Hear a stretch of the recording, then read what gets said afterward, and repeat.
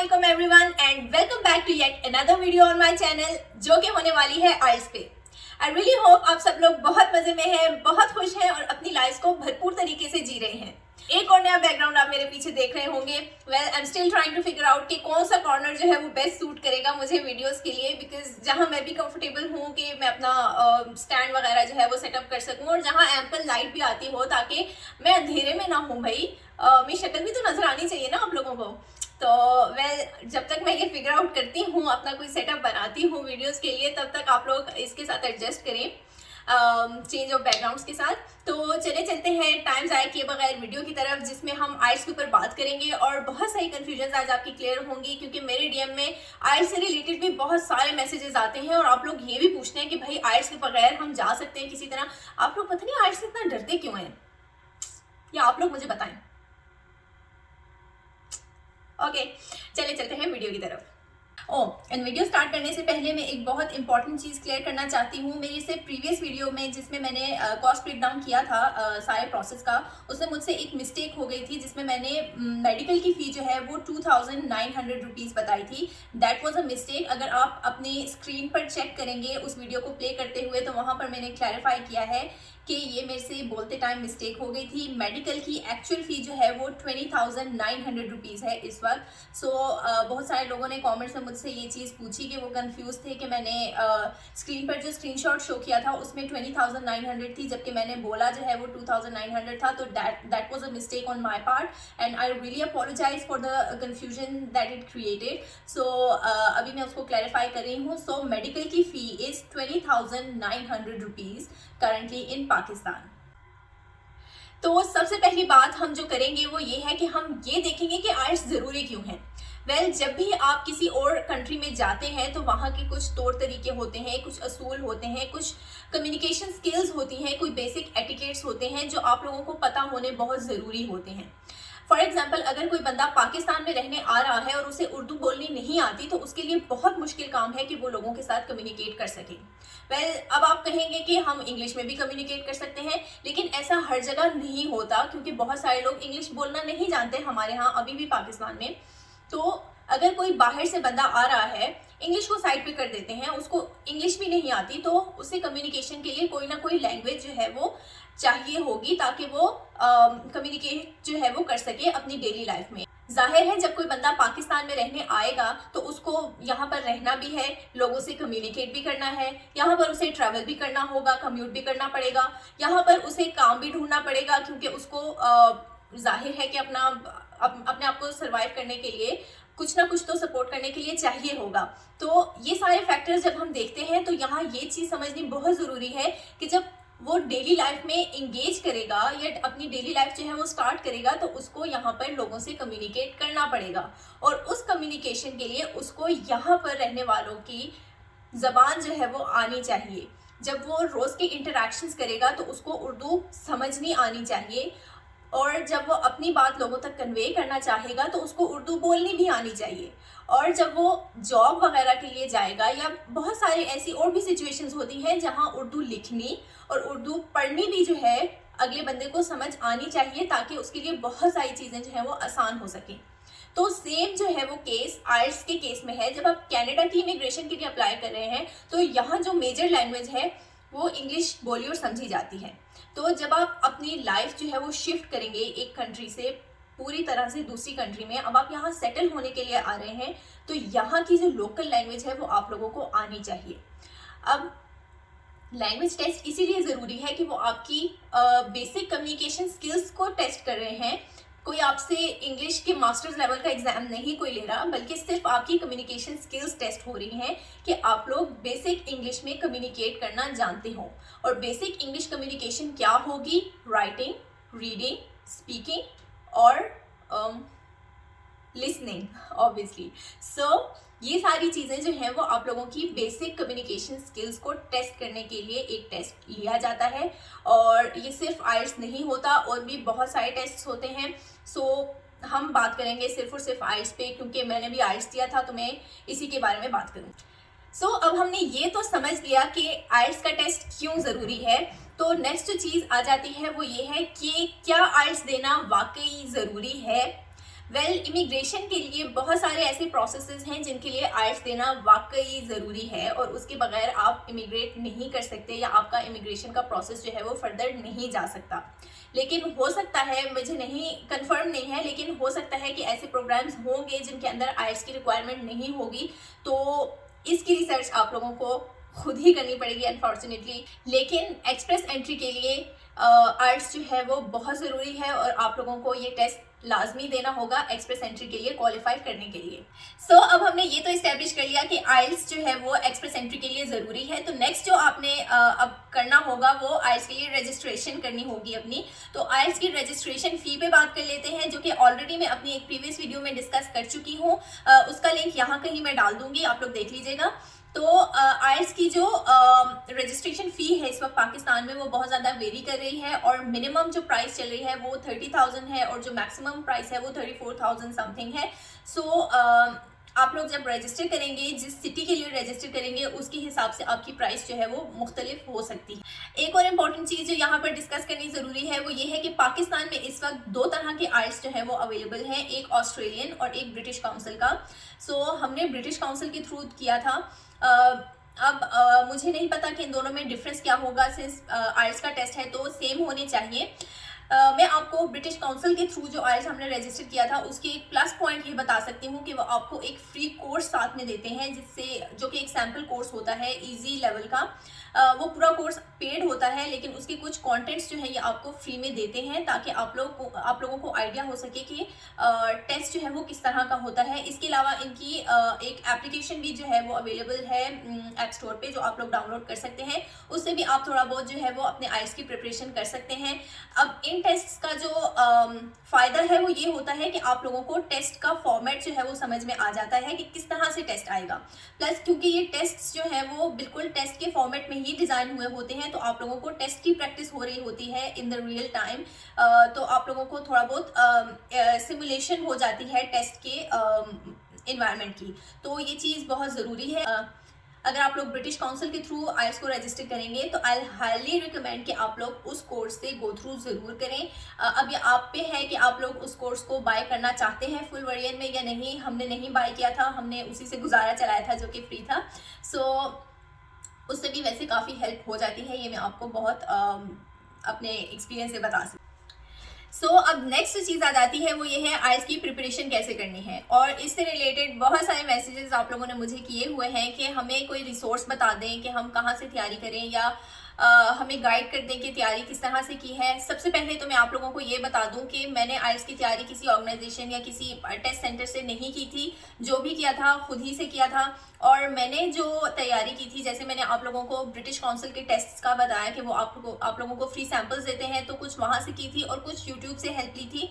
तो अब एक्सपीरियंस से मैं आप लोगों को ये बात बता सकती हूँ कि ज़्यादा इश्यूज जो लोगों को आते हैं वो स्पीकिंग और राइटिंग में ही आते हैं। तो इस चीज़ पर जो है वो ज़्यादा फोकस करें ताकि आप लोगों को इसमें पॉइंट्स जो है वो अपने अचीव कर सकें, क्योंकि आपके बहुत अच्छे मार्क्स जो हैं वो आ जाते हैं बहुत सारे लोगों के रीडिंग और लिसनिंग में, लेकिन जो उनका स्कोर स्पीकिंग और राइटिंग का होता है उसकी वजह से उनके जो डिज़ायर्ड बैंड्स हैं वो अचीव नहीं हो पाते। अब बात कर लेते हैं कि तैयारी करनी कैसे है। तो जब मैं सब लोगों को ये बात बोलती हूँ तो आई कैन फील कि वो लोग इस चीज़ को रूड लेते हैं कि मैं रूड हो रही हूँ। तो प्रैक्टिस के अलावा कोई चीज़ पॉसिबल नहीं है कि आप आइल्स की तैयारी करें। जब मैं आप लोगों को कहती हूँ कि आप लोग प्रैक्टिस करें तो कोई शॉर्टकट, कोई मैजिक पिल नहीं है कि आप लोग उसको ले लेंगे और आइल्स आप लोग क्लियर कर लेंगे या आप लोगों को इंग्लिश बहुत अच्छी समझ आ जाएगी या आप लोग बहुत अच्छा टेस्ट दे देंगे। तो ऐसा कोई भी शॉर्टकट या कोई भी मैजिक पिल नहीं है जो मैं आप लोगों को दे सकूँ। सिर्फ और सिर्फ प्रैक्टिस ही है जो आप लोगों को इस टेस्ट को क्लियर करने में या डिज़ायर्ड बैंड्स अचीव करने में हेल्प कर सकती है। अब प्रैक्टिस कैसे करनी है इसकी मैं आपको टिप्स दे सकती हूँ। सबसे पहले जो मैं इम्पॉर्टेंट चीज़ कहूँगी वो ये है कि जब भी हम किसी लैंग्वेज टेस्ट की तैयारी करने लगते हैं तो सबसे पहली चीज़ हम ये करने के लिए सोचते हैं कि भाई मैं तो आज खोल के बैठ जाऊँगा डिक्शनरी और मैंने सारे लफ्ज़ जो है ना वो रट लेने हैं और इस तरह जो है मैं पास हो जाऊँगा। वेल ऐसा कुछ भी नहीं होता। मैं अगर आप लोगों को एक ऑनेस्ट सजेशन दे सकती हूँ तो वो ये दे सकती हूँ कि आप लोग कभी भी नई चीज़ जो है वो इतने अच्छे से सीख नहीं सकते। जब भी आप एक नई चीज़ सीखेंगे, उसको सीखने में, उसको समझने में और उसको यूज़ करने में आप लोगों को टाइम लगेगा। अब हम बचपन से जो है वो इंग्लिश कुछ ना कुछ तो पढ़ते आ रहे होते हैं, हमारी सारी बुक्स इंग्लिश में होती हैं। सो आप उस चीज़ को यूटिलाइज करें और अपनी इंग्लिश को उससे बेहतर बनाएं। अब इसकी मैं आप लोगों को सबसे बेस्ट जो एक बता सकती हूँ वो ये है कि आप लोग अपनी एफएससी या मैट्रिक के लेवल की ग्रामर की बुक्स अगर खोलकर एक नज़र दोबारा से पढ़ें, क्योंकि आप लोगों ने प्रीवियसली वो चीज़ें पढ़ी हुई हैं, आप लोगों के माइंड में कहीं ना कहीं वो चीज़ें होती हैं।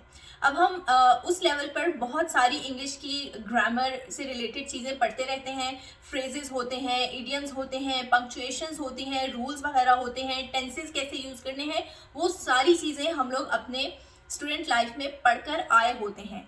सिर्फ और सिर्फ मसला क्या होता है, या तो उस टाइम हमें ठीक से समझ नहीं आई होती या फिर हम उनको प्रॉपरली यूज़ नहीं कर रहे होते अपनी लाइफ में, तो वो हमारे माइंड से एक तरह से पीछे चली जाती हैं। तो जो बेस्ट चीज़ आप कर सकते हैं इस वक्त वो ये करें कि आप लोग उस टाइम की चीज़ें खोलकर दोबारा पढ़ें। इससे बेहतर है कि आप लोग नई चीज़ें जो है वो इस वक्त सीखेंगे और आप लोग उनके ऊपर टाइम वेस्ट करेंगे। बेहतर ये है कि जो ऑलरेडी आप लोगों की बेस बनी हुई है उसके ऊपर आप लोग बिल्ड करें, उसको गो थ्रू करें। अब उससे ये होगा कि जब आप लोग उन चीज़ों से गो थ्रू करेंगे तो बहुत सारी ऐसी चीज़ें हैं जो आपके माइंड में क्लियर होंगी इस वक्त, और बहुत सारी चीज़ें आपको याद आएंगी। अब उन चीज़ों को, फॉर एग्जांपल आपने इडियम्स यूज़ किए थे उस टाइम पे, किसी चीज़ में फ्रेजेस यूज़ किए थे, आप लोग वही कॉम्पोजिशंस, वही एसेज, वही रूल्स वगैरह जब दोबारा खोलकर पढ़ते हैं तो आप लोगों के माइंड में वो चीज़ रिफ्रेश होगी। आप लोग उसको बैक ऑफ द माइंड से फ्रंट ऑफ द माइंड लेकर आ रहे हैं, ठीक है। आपके ब्रेन के फ्रंट पे अब वो चीज़ आ रही है तो वो आप लोगों को याद रहेगी, क्योंकि वो आप लोगों को ऑलरेडी याद थी, सिर्फ अभी आप लोगों की जो रीसेंट मेमोरी है उसमें वो नहीं है। तो जो बेस्ट चीज़ आप कर सकते हैं वो ये है कि आप लोग अपना पुराना मटेरियल जो है वो बेशक 1 मरतबा पढ़ें, 2 मरतबा पढ़ें, लेकिन उसको पढ़ें ताकि आप लोगों को याद आए कि ये चीज़ इस तरह से होती थी। अब राइटिंग के केस में अब ये होता है कि जब हम, अगर आप आइल्स जो है ना उस टाइम पर दें तो मैं आपको गारंटी दे सकती हूँ कि आप अभी से बेहतर पॉइंट्स ले सकते हैं। तो जब स्टूडेंट लाइफ हमारी होती है तो हम एक रिदम में चल रहे होते हैं, हमें रोज़ की रोज़ जो है वो राइटिंग से रिलेटेड कुछ ना कुछ करना पड़ा होता है। हम क्वेश्चन आंसर्स करते हैं, हम एसेज लिखते हैं, हम स्टोरीज लिखते हैं, हम लेटर्स लिखते हैं, तो वो सारी चीज़ें हम इन प्रैक्टिस होते हैं। तो फिर वही बात आ जाती है कि अब हम आउट ऑफ प्रैक्टिस हैं, हमें वो चीज़ें भूल चुकी हैं। तो जब आप उन चीज़ों से दोबारा रिवीजन करेंगे तो आप लोगों की वो सारी चीज़ें जो है वो रिफ्रेश हो जाएंगी माइंड में, और आप लोगों को बहुत सारे रूल्स एंड रेगुलेशंस याद आ जाएंगे जो कि आप लोग यूज़ कर सकते हैं अपने आइल्स के टेस्ट में फॉर बेटर स्कोर। ओके, जब मैं ये बात कर रही हूँ कि आप लोग अपने पुराने मटेरियल्स को गो थ्रू करें, तो मैं किसी भी तरह से इस चीज़ को डिस्करेज नहीं कर रही कि आप नई वोकैबलरी ना सीखें या आप कोई नई चीज़ ना सीखें। मैं सिर्फ आप लोगों को ये बता रही हूँ कि अगर आप लोगों को बहुत मुश्किल लग रही है नई चीज़ें सीखनी, तो सबसे बेस्ट प्रैक्टिस यही होगी कि आप लोग पुरानी चीज़ को खोलकर दोबारा गो थ्रू करें और उस चीज़ को रिकॉल करने की कोशिश करें जो आप लोगों को ऑलरेडी आती है, बजाय इसके कि आप नई चीज़ सीखें और उस पर टाइम ज़ाया करें और आप लोगों को रिजल्ट फिर भी ना मिले। सो अब हमने बेसिक्स तो रिवाइज कर ली, तो बाकी जो टेस्ट की प्रिपरेशन वगैरह है उससे रिलेटेड आपको हेल्प जो है, मतलब कि आप लोगों को क्या चीज़ पे ज़्यादा फोकस करना है, किस चीज़ पे इतना ज़्यादा फोकस नहीं करना, उन सब चीज़ों की हेल्प जो है वो यूट्यूब पे आप लोगों को बहुत ईजिली मिल जाएगी। मैं रिकमेंडेशंस जो होंगी वो मैं वीडियो के एंड पे और डिस्क्रिप्शन बॉक्स में भी मैं वो लिंक्स डाल दूंगी। तो मुझे जिस चीज़ से हेल्प मिली थी वो ये थी कि मैं यूट्यूब पर जाकर स्पीकिंग की वीडियोस देखती थी, क्योंकि मुझे पता था कि मेरी स्पोकन इंग्लिश जो है वो इतनी अच्छी नहीं है, मुझे कॉन्फिडेंस नहीं है। अब मैं करती क्या थी कि उन वीडियोस से अपने आप को कंपेयर करती थी। फॉर एग्जांपल बैंड 6 की वीडियोस मैंने देखी कि वो किस तरह की इंग्लिश बोल रहे हैं, बैंड 5 की किस तरह की इंग्लिश है, बैंड 7 की किस तरह की इंग्लिश है, 9 की किस तरह की इंग्लिश है। तो उन सारी चीज़ों को फिर मैं कंपेयर करती थी और ख़ुद को जज करती थी कि मैं किस लेवल पर हूँ। और उससे होता ये है कि जब आप उन वीडियोस को देख रहे हैं तो सबसे पहला काम ये करें कि जब उन वीडियोस में टॉपिक्स वगैरह जो है वो आ रहे होते हैं तो उन टॉपिक्स को पहले खुद पर अप्लाई करें, पहले उन टॉपिक्स को खुद अटेम्प्ट करने की कोशिश करें और फिर अपने आप को कंपेयर करें कि आप इस कैंडिडेट के साथ किस तरह से बेहतर या किस तरह से इससे कम है, या इसने क्या चीज़ें अच्छी की हैं जो आप बेहतर कर सकते हैं। राइटिंग से रिलेटेड ये है कि आप लोगों को ऑब्वियसली जब मैंने आपको कहा कि आप पुरानी चीज़ों से गो थ्रू करेंगे तो वो चीज़ें आप लोग पढ़ रहे होंगे, तो राइटिंग के लिए मटेरियल जो है वो आप लोगों को इसी तरह से मिलेगा कि आप लोग चीज़ों को पढ़ेंगे। आप लोग मटेरियल कुछ ना कुछ रोज़ पढ़ेंगे तो आप लोगों को कुछ ना कुछ आइडियाज़ आएंगे कि चीज़ लिखी कैसे जाती है। सेम उसी तरह जिस तरह हम स्टूडेंट लाइफ में सुनते थे टीचर्स से कि आप लोगों को मुख्तलिफ सोर्सेज से इंफॉर्मेशन इकट्ठी करके एक ऐसे कंपोज करना होता था, तो सेम यहाँ पर भी वही सीन होगा कि आप लोगों को जब तक आप लोग पढ़ेंगे नहीं बहुत सारी चीज़ें, तो आप लोगों के माइंड में आइडियाज़ नहीं आएंगे। रीडिंग और लिसनिंग के लिए आप लोगों को अपनी यही दो चीज़ें जो है वो इम्प्रूव करनी है। रीडिंग के लिए ऑब्वियसली जब आप राइटिंग के लिए पढ़ रहे हैं तो आपकी रीडिंग भी जो है वो बेहतर हो रही है, आप लोगों को कॉन्सेप्ट समझ आ रहे हैं।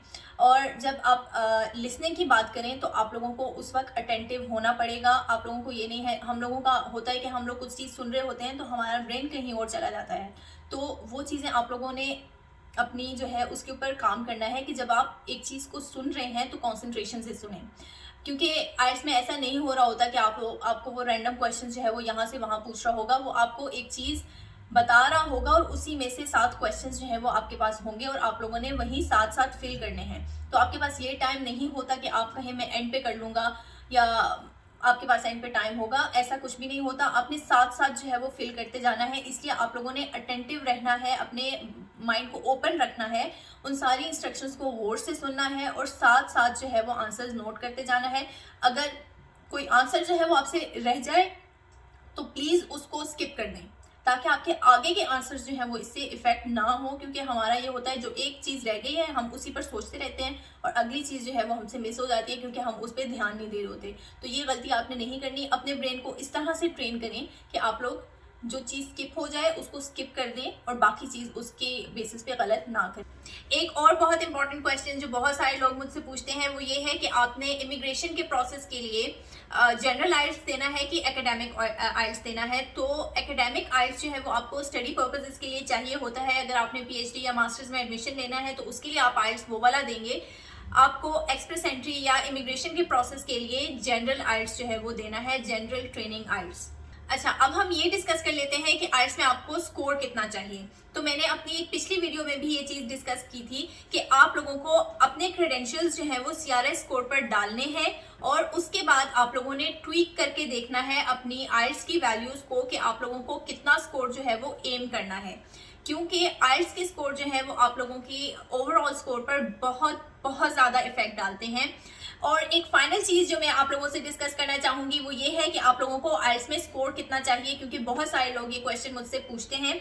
तो मैं आप लोगों को जो बेस्ट मशवरा दे सकती हूँ वो मैंने अपनी एक पिछली वीडियो में भी डिस्कस किया था, उसका लिंक यहाँ कहीं आप लोगों को नज़र आ रहा होगा। सो आप लोगों को अपनी सारी क्वालिफिकेशन, सारी जो आपकी रिक्वायरमेंट्स वगैरह हैं वो CRS कैलकुलेटर पर जाकर फिल करनी है और फिर आप लोगों ने अपने लिए आइल्स का एक टारगेट सेट करना है। आप लोग वहाँ आइल्स के स्कोर के जो पोर्शंस हैं वहाँ पर अपने लिए डिफरेंट स्कोर्स रख के देख सकते हैं कि कितने आइल्स के स्कोर या कितने बैंड्स के साथ आप लोगों का ओवरऑल जो स्कोर है वो कितना बन रहा है। क्योंकि आप लोग बाकी चीज़ें जो हैं वो अपनी चेंज नहीं कर सकते, बाकी चीज़ें आपकी कांस्टेंट हैं। फॉर एग्जांपल आपकी एज कांस्टेंट है, आपकी एजुकेशन कांस्टेंट है, अनलेस आप लोगों को डिग्री जो है वो नियर फ्यूचर में मिलनी है, तो वो सारी चीज़ें जो है वो आप लोगों की कांस्टेंट है। सिर्फ एक आइल्स ऐसा फैक्टर है जो आप लोगों के कंट्रोल में है और आप लोगों ने इस पर मेहनत करनी है सबसे ज़्यादा। सो आप लोगों ने खुद को टारगेट देना है, CRS कैलकुलेटर में जाके देखना है कि आप लोगों के कितने स्कोर जो है वो आप लोगों को रिक्वायर्ड हैं। सो उसके लिए आप लोगों ने फिर मेहनत करनी है, वो टारगेट सेट करके आप लोगों ने उसके लिहाज से अपनी प्रिपरेशन करनी है। सो आई होप कि अब आप लोगों को कोई जो है वो कंफ्यूजन नहीं होगी आइल्स के टॉपिक से रिलेटेड। वेल आई थिंक जो है इसके साथ मैं अपनी वीडियो को कंक्लूड करूँगी। मैंने वो सारी चीज़ें जो मुझे बहुत ज़्यादा क्वेरीज आ रही थी DM में, मैंने वो सारी चीज़ें जो है वो डिस्कस करने की अपनी तरफ से पूरी कोशिश की है। अगर स्टिल आप लोगों को लगता है कि कोई चीज़ डिस्कस करनी रह गई है या आप लोगों को कोई मज़ीद जो है कन्फ्यूजन है तो आप लोग मुझे मुझे इंस्टाग्राम पे हमेशा डीएम कर सकते हैं। मेरा इंस्टाग्राम का लिंक जो है वो हमेशा डिस्क्रिप्शन बॉक्स में मौजूद होता है हर वीडियो के नीचे, सो आप लोग वहां पर से फॉलो कर सकते हैं मुझे। इसके अलावा आई थिंक आप लोगों को आज की वीडियो पसंद आई होगी। अगर आप लोगों को पसंद आई है तो इसे लाइक, शेयर और कमेंट करना ना भूलिएगा and do subscribe to my channel and press the bell icon, ताकि आपको फ्यूचर वीडियोस की नोटिफिकेशंस जो है वो मिलती रहे और आप लोगों से ये वीडियोस जो है वो मिस ना हो। जो यूजफुल लिंक्स हैं वो मैं डिस्क्रिप्शन बॉक्स में डालूंगी और इस वीडियो के एंड पे भी जो है मैं उनको मेंशन कर दूंगी, सो आप लोग उनको रेफर कीजिए और best of luck for your IELTS. I really hope कि आप लोग बहुत अच्छा परफॉर्म कर सकें और मुझे दीजिए इजाजत। इंशाल्लाह मिलेंगे नेक्स्ट वीडियो में, तब तक के लिए अल्लाह हाफिज।